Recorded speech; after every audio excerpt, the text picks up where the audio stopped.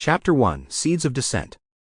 The conclusion of the French and Indian War in 1763 marked a turning point in the relationship between the American colonies and Great Britain. Though victorious, Britain emerged from the war burdened with significant debt. In an effort to replenish its finances, Parliament turned to its American colonies, expecting them to share the costs of the empire's defense and administration.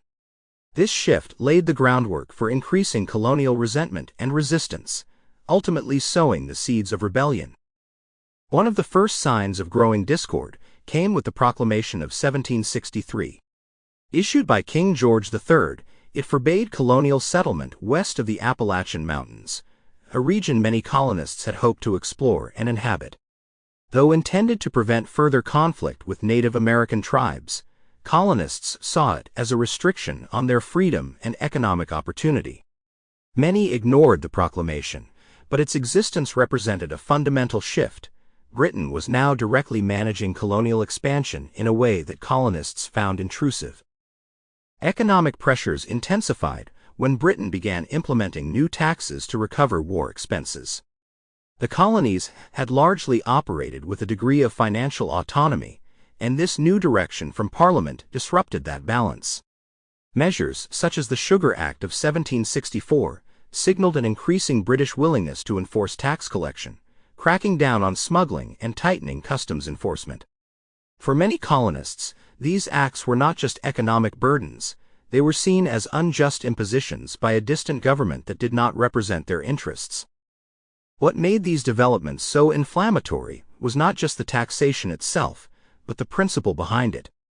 Colonists increasingly rallied around the idea that they should not be taxed without representation in Parliament.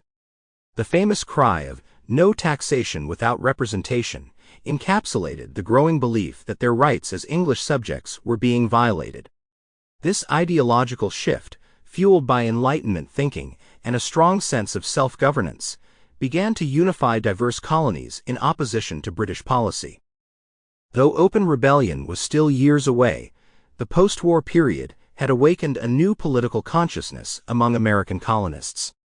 They began to question the legitimacy of British control and articulate a vision of governance rooted in consent and liberty. The seeds of dissent were planted not in a single event, but in a series of decisions and reactions that steadily eroded trust and loyalty.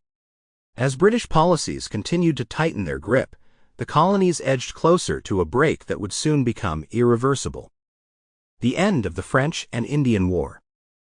The French and Indian Sample complete. Ready to continue?